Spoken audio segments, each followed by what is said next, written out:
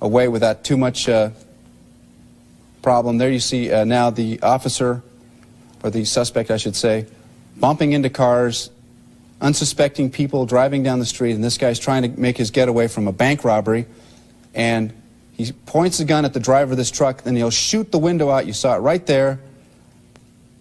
The guy driving the truck runs away from the truck and leaves the truck for the gunman. If that's what he wanted, he said, "Hey, you've got my truck."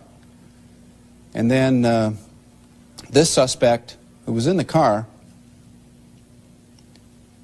casually walks out, pulls out some ammunition, and again, thinking at this point from some reports that there was a suspect inside, we don't know that, dead in the car, as people continue to drive by the scene. Officers trying to keep the area clear of bystanders, as this gunman has been firing shots at everything and anything, and yet you see people in their station wagons and in their cars driving by. Fortunately for them, the gunman not paying much attention to them. He'll go to the back of the car, pull out some more ammunition, additional weapons, and then try to get into the truck. But you can see he's just very casual about all of this, as cars are driving by, people not knowing what's going on, and then he takes a shot, presumably at that blue car that just drove by. Then he slowly gets into the truck. He is seen limping somewhat and moving slowly.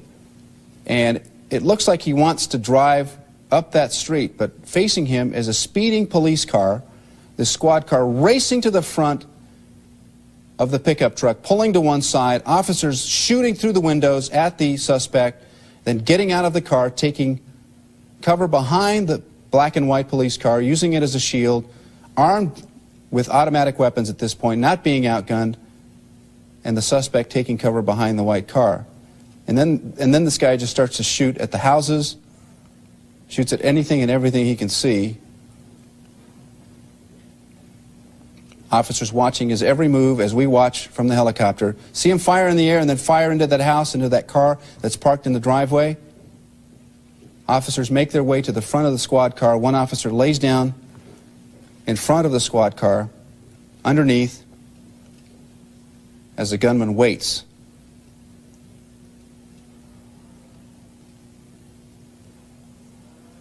He doesn't appear to fire any more shots, but the officers are waiting for their opportunity as he makes his way up. He fires at somebody in the front lawn. Officers fire back through that pickup truck, and that is basically the end of the gunfire exchange, except for one officer who will go down underneath the front of the patrol car to make sure that this suspect is down. One more shot being fired through the pickup truck. Unsure who was firing that last shot, whether it was a suspect or the officers.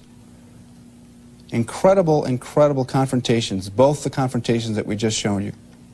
Officer down, he fires under the truck, presumably hits the suspect. Suspect says enough, puts his hands up, and you think it's over. But then he sits down.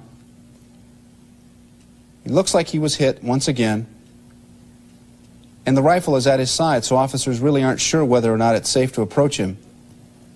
But they know they've hit him. And he might be calling to them and telling that he's giving up. Officers slowly make their way across. You see them on the grass. The man is down. He raises one hand.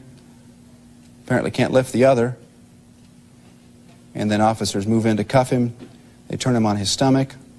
And as we have now learned, the man was hit indeed several times, and he died of his wounds at that scene. Incredibly violent.